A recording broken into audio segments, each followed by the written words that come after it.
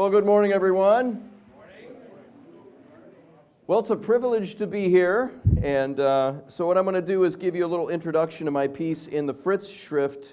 It's called Liturgicals, Pietists, and the Kingdom of the Left. And it's probably a little bit different than most of the other articles, which tend to be more theological. This is kind of a broader topic, I guess. But I wanted to just give you a little introduction to what it's about. One thing, if you kind of notice, if you talk to liturgically minded Lutherans, Missouri Synod Lutherans, we tend to be pretty much homogeneous in terms of our worldview, in terms of our social view, political view. I mean, I don't think we're in lockstep with each other, but there's a consistency, there's a tendency towards conservatism in our ranks. And this is kind of a historical thing as well. But we do tend towards conservatism.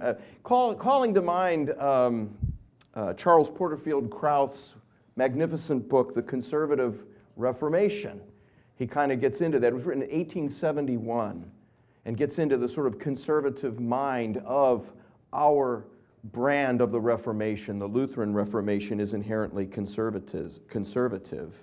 And our conservatism it's not compartmentalized. It's not like we have this religious conservatism and we don't have that worldview elsewhere. We don't compartmentalize it. It's not like, what is it, the PIF form, where you say whether you're liturgical or not, and there's a little sliding scale or something, and then that's your religion thing, and then how else you think about society and the world is a completely different thing. Am I supposed to do that PIF form? I think I did one in 2005. I think they might want another one. I'm not sure. But again, this is a tendency. It's not a rule, but there is a real tendency of a consistent social and political conservatism among what we would call the Gottesdienst crowd. Some people might say, well, what about the high church libs, right? Because it was back in the 60s and 70s, maybe earlier than that, there was a sort of a high church movement, liturgical movement, and it was very liberal. It was very left-wing in terms of politics and society. That's why I guess when I first became a pastor in 2004, some of the older guys would freak out if they saw a collar or a chasuble because they associated that with Seminex and such. And also you have the sort of high church Episcopalians or the ELCA, and they really don't fit this pattern. I forget who it was yesterday said that their philosophy is they like liturgy because it's pretty. And that certainly is not us. I mean, sometimes we get stereotyped that way, but no, we are liturgical because it's in the service of the gospel, the service of the Word of God, and we hold on to that. And that's really what conservatism is. It's a holding on to rather than changing for change's sake, which is really more of a progressivism. And that's kind of the battle lines between conservatives and progressives. But I would say that tendency among high church liberalism is really a recent thing, and it's kind of a flash in the pan, especially among Missouri Synod Lutherans. I guess there's still a few of them around. I mean, most of them are long gone to the glue factory or whatever. They're not really relevant. ALPB, we were talking about this just a few days ago. They were taking some shots at Gottesdienst in their little echo chamber. A bunch of has-been, left-wing nobodies were, they referred to us as the saber of boldness, like they didn't even get our name right. They called us the saber of boldness, and their categorization of us is that we're not really evangelical Catholics like they are, those lefties. We're just a political group in the Missouri Synod. We're all about the United List. Is it possible they could have mischaracterized us even worse? I mean, how is it even possible? That's what they think of us. I know many of you in this room, and at best, the conventions and politics are a necessary evil. Most of us find it distasteful. We'd rather be hearing about the Psalms. We'd rather be hearing about Jesus. But that's the way the left mind is. It's very political oriented. They think, they're thinking about bylaws instead of the Psalter, and they sort of project that onto us. But again, I think they're a flash in the pan. I think they're has-beens. I think left-wing liturgicalism is all but dead. It's moribund, and nobody cares about what they think. So at any rate, I think the difference is those of us who are liturgical among our circles, we're grounded and moored by the Word of God, right? The Word and our confessions. And that is why we're liturgical. So it's a completely different thing than this flash-in-the-pan 20th century liberal liturgicalism. So my book is, or my essay is taking a look primarily at a book called The Progressive Era, written by a scholar named Murray N. Rothbard. It was published just a few years ago posthumously, published by the Ludwig von Mises Institute. By the way, Mises.org, mises.org is really a place to go to check out. It is it's primarily about free market economics, but it is a very conservative, and most of the people at the Mises Institute are conservative Christians. And they literally have hundreds of books for free download, and The Progressive Era is one of them. So you can download it and read it. It's a very important work in looking at a period in American history that's formative to where we are now, but it's almost never taught in school, even at the university level. So this is a remarkable piece of work by Murray Rothbard, The Progressive Era. Rothbard was an interesting person. He was an agnostic Jew, but he knows, he gets us. He knows, he understands liturgical Lutheranism. Of course, he's a polymath. He understood a lot of things. But he was an agnostic Jew who was married to a Presbyterian woman who remained true to her faith her whole life long. But Rothbard was a colleague of Ayn Rand and studied in her circles, but he got excommunicated from her circles because she ordered him to divorce his Presbyterian wife because she was one of those Christians. And so he mocked her, he made fun of her, and actually wrote a play. You can find it. It's called Mozart Was a Red, and he's mocking Ayn Rand's kind of obsession over this nonsense. Rothbard was also one of the founders of the Cato Institute and also one of the founders of the Libertarian Party, but he actually distanced himself from both of those organizations because Cato kind of became sort of beltway sycophantic, in their conservatism and their libertarianism, and the LP, the Libertarian Party, just became crazy, just became libertines more than anything else. But Rothbard is a remarkable scholar, very prolific, and The Progressive Era is, I think it's a new work in terms of publication, but I think it's going to be very important over the coming years in terms of scholarship. So Rothbard, part of his book, he analyzes American politics and social views in light of various confessions of Christianity. The Progressive Era is basically 1890s to 1920s.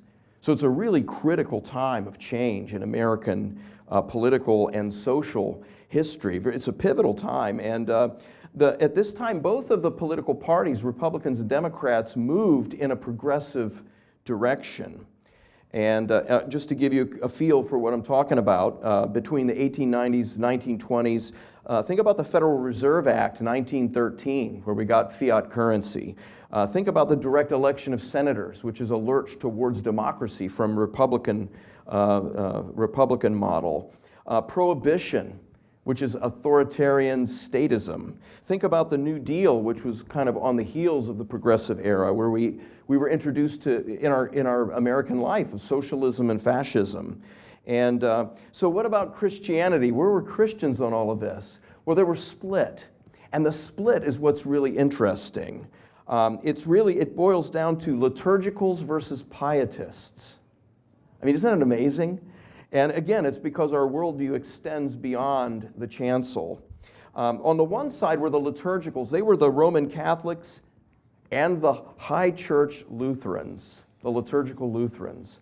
That was one political bloc that was very influential. On the other side, you had the evangelicals, the neo-evangelical Protestants, and along with them were the pietistic Lutherans. So the Lutherans were divided down the middle based on how they worshiped. I mean, this is really incredible stuff, and Rothbard really cuts to the heart of this, and it's just amazing because, he's the farthest thing from a Missouri Synod Lutheran that you can get. But like I said, he gets us. He understands our worldview and how the influence we've had on American life.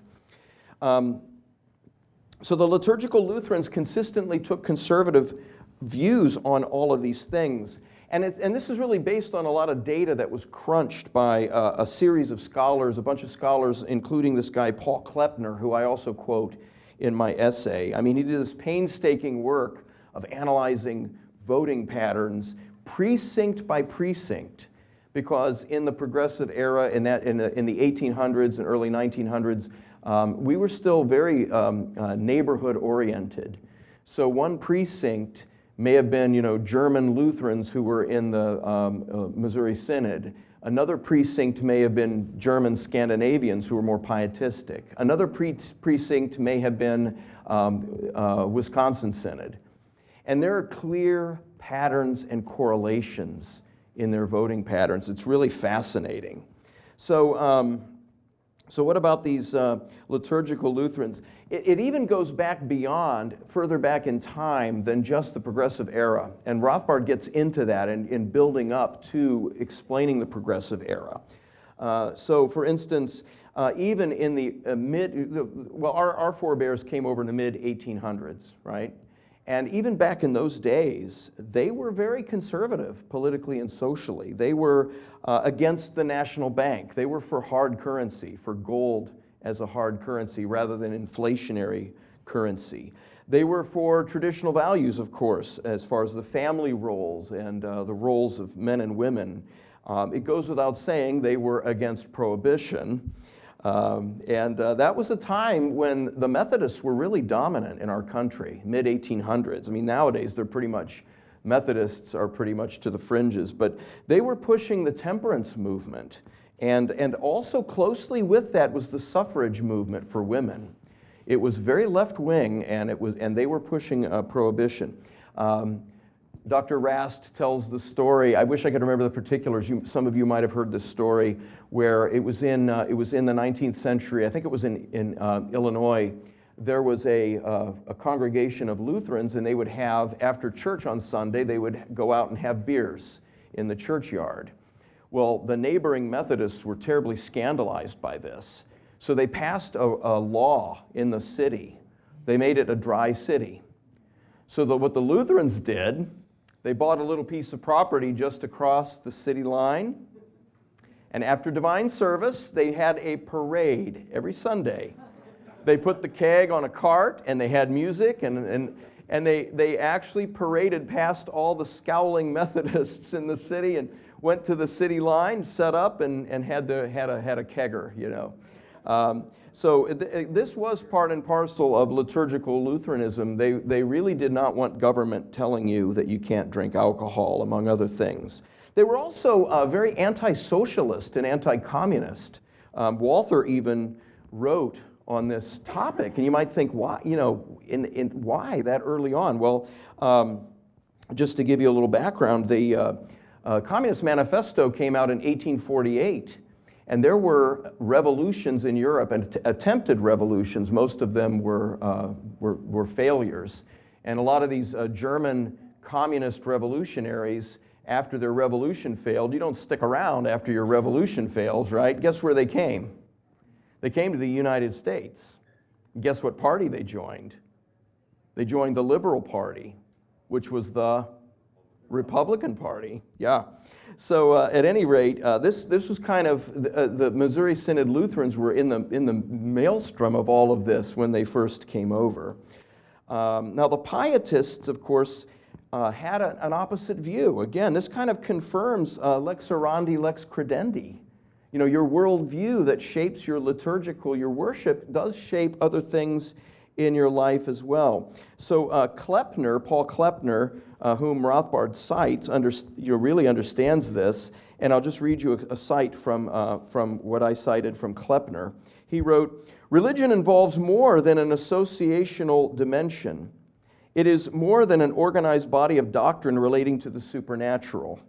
It is a perspective, a frame of reference for the organization of experiences.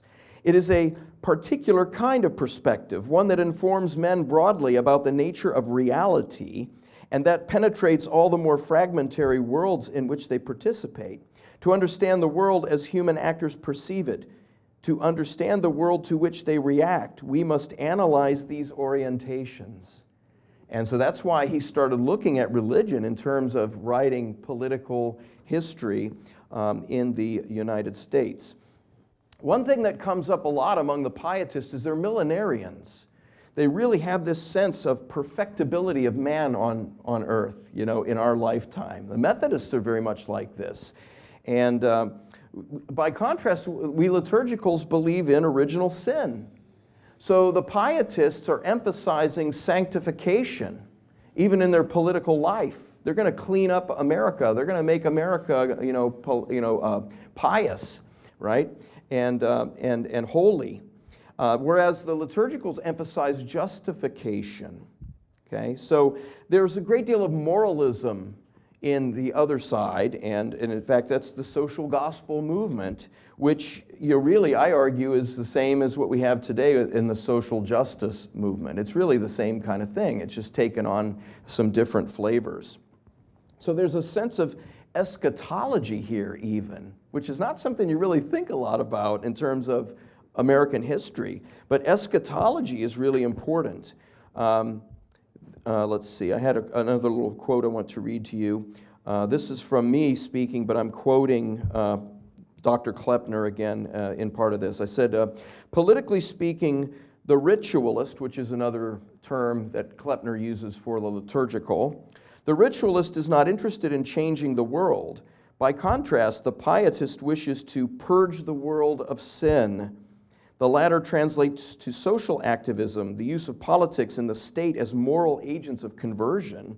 Hence the temperance movement and blue laws as political manifestations of the pietist worldview. Again, Rothbard picks up on this, and this is a delight. This is Rothbard. This is pure Rothbard. He's a delightful writer, and he argues it this way. The liturgical correctly perceived the pietist as the persistent, hectoring busybody and aggressor, hell-bent to deprive him of his Sunday beer and his voluntarily supported parochial schools, so necessary to preserve and transmit his religion and his values. While the pietist was a pestiferous crusader, the liturgical wanted nothing so much as to be left alone. It is no wonder that the Republican Party, the party of the pietists, the party that catered to prohibitionists, blue law agitators, and compulsory public school advocates, was known throughout this period as the party of great moral ideas, while the Democrats, the party of the liturgicals, the party deeply opposed to compulsory morality, were known as the party of personal liberty. So anyway, and of course the parties do go back and forth over time. It's not just that they switched at some point. At the time of the mid-19th century, that was the third party system. We're on the sixth party system right now, so I allude to that in my article as well. So again, in the mid-1800s, the Republicans were the leftists. They even had a radical wing of Marxists. The Democrats were the conservatives, and so the liturgicals found their home there. Prior to the progressive era itself, during the progressive era, there was some mixture there. But prior to that, the liturgicals were firmly in the Democratic Party. Another quote I want to just read you here. Another thing, too, that came about during the progressive era was eugenics and birth control. And, of course, the Roman Catholics and the liturgical Lutherans were firmly on the side against those things, whereas the Pietists were in favor of eugenics. Why? They're trying to make heaven on earth. So we're going to breed ourselves into the millennium, So a quote here from Rothbard. But the problem was that the fecund women were not the pietist progressives, but the Catholics.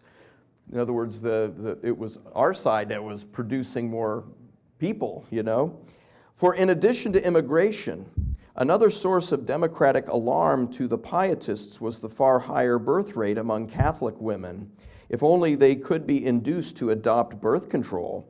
Hence, the birth control movement became part of the Pietist armamentarium in their systemic struggle with the Catholics and other liturgicals.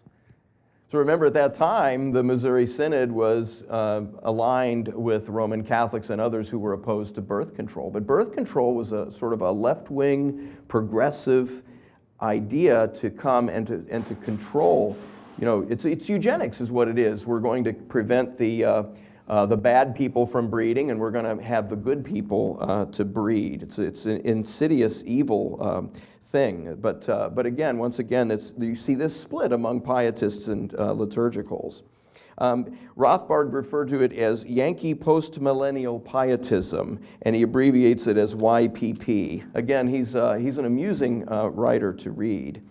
Also, this calls to mind, if you go back in time a little bit, remember Finney and the Great Awakening, and Rothbard gets into this as well. The Great Awakening was 1820s, I think, 1830s. Again, it's a pietistic movement. It's an anti-liturgical movement, and these were called the New Measures. It's actually mentioned in Synod's first constitution, which I quote in my article here. Synod's first constitution denounced it. I mean, it was contemporary worship is what it was. It was contemporary worship. It was emotion-based. It was anti-liturgical, anti-sacramental, and the liturgical Lutherans were firmly against that. And it really is this kind of millenarian sense of creating. That's what Finney and them were all about. They wanted to create heaven on earth. And the liturgicals understood through word and sacrament, through our confessions, through the Bible, we understood original sin. We understand what the mission of the church is. And anyway, my article just kind of sums up basically Rothbard's argument about this worldview that we liturgical Lutherans have, and I think it's still valid today, and I think we're still fighting a lot of these same battles today, especially with this woke movement, social justice movement. It's really just this thing regurgitated back at us once again. So anyway, I almost got a half hour done, Dave, so I guess any time for questions? Couple questions, if anyone has anything. Yes, please. But what would you say to a pietist who says, I'm merely using the law, perhaps the first use of the law in a social setting to bring about God's law in a political and a legislative way, or legislative morality, right? So at the end of the day, any law is going to have a judgment of some kind. So would you say that I'm just, as a Christian, imposing the Christian worldview, as I should, since I have the opportunity to vote in a democracy or in a republic, I have the opportunity to vote, I'm going to vote for Christian morality. Yeah, it's, again, the whole worldview, though, is a lot more complicated than that, because, like, for instance, when you think about something like an economic issue like hard currency versus fiat currency, well, what's the Christian view on that? Well, I mean, fiat currency is theft. It's theft by the state. But if your mindset is, yes, but we can steal and help poor people, we can use the government to steal and to swindle and engage in fraud to help poor people. If your worldview is so centered on let's help the poor, but it's not really helping the poor, it's really hurting everybody. I think the liturgical element, the liturgicals have a more grounded view, I think, in Scripture, in original sin, in understanding reality. And so it's, I don't know that I'm answering your question or not, but I remember a lot of times you have pietistic or non-liturgical Lutherans, they'll tell you, oh no, I'm a conservative, I believe God created the world in 6 days. And they try to wear that conservative banner. But it's not so much liberal versus conservative. I think the real issue is more conservative versus progressive. If your worldview allows for an evolution of the world becoming better through education or through government or through whatever means, that we can make the world a better place through force of some kind, because ultimately that's what it is. That's what progressivism is. So I think if we sort of frame it instead of liberal versus conservative, I think you'll find more friendliness towards progressivism among pietists. But there are conservative progressives as well. There's a conservative version of progressivism that's there too that we have to be careful of as well. Yes, sir. Well, Larry, thank you for a wonderfully insightful delivery. My question is about what comes next, for example, in the Missouri Synod.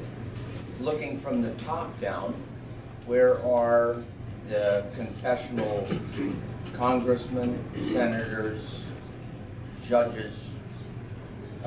Where are we in our state legislatures? Where are we in our communities? And how do we raise up youth who can begin to think deeply about these matters?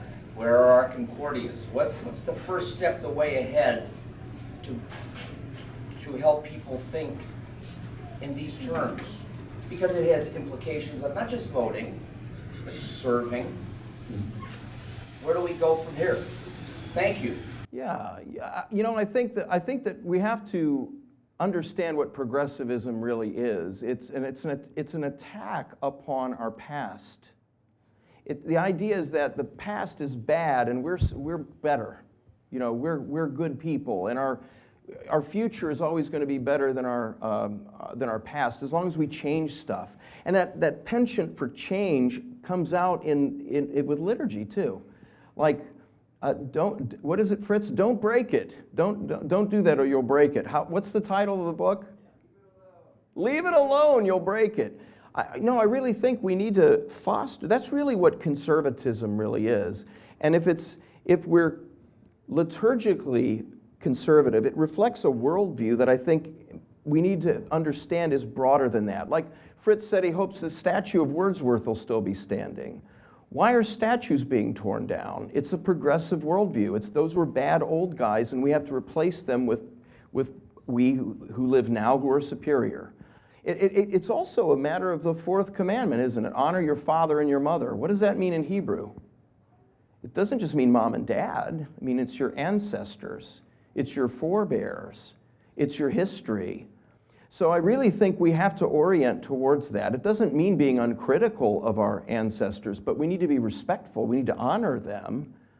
And again, you know, conservatism isn't just, you know, checking the Republican box when you go to vote. It's a worldview that opposes progressivism. It's a worldview that says we retain the truth. The truth doesn't change. We need to confess the truth, and that isn't just in the chancel. It's not just in Bible class. It is in the holistic person, in our society, in our culture, everything. You know, some things need to change, and we should change them. We Lutherans understand that. You know, Dr. Luther translated the Mass into German because it needed to be done, but he didn't throw it all out like the Anabaptists did. And I think the pietistic worldview is one that is too amenable to change and is too heavily influenced by a progressive worldview, an evolutionary worldview. So I think we need to get back to our, you know, fundamental roots about we need to study history. We need to understand that change for change's sake is not what we're doing here. That's not what Reformation is. Maybe we need to have everybody read The Conservative Reformation by Charles Porterfield Krauth, because that really does set the tone of what does it mean to be Lutheran, to be authentically Lutheran. And that spills over into our worship life as well. So maybe we're coming at this from the other way as sort of the Gottesdienst crowd. We know intuitively that the liturgy is the right thing to do, and that monkeying with it will probably mess it up. I mean, that's kind of the conservative mindset. Leave it alone or you'll break it. I mean, I can't get any better than that. So I don't know if, John, if that answers your question. Yeah, well, my question is how you seed that. And you said, yeah, you seed it by catechesis, you seed it liturgically, and I'm thinking, yeah, let's seed it in the concordias so that when they have history and government, they're exposed to actual critical thinking regarding this. So absolutely. How we seed it is what I'm interested in. Thank you. Yeah. Thank you, John. Thanks, Larry. Thank you.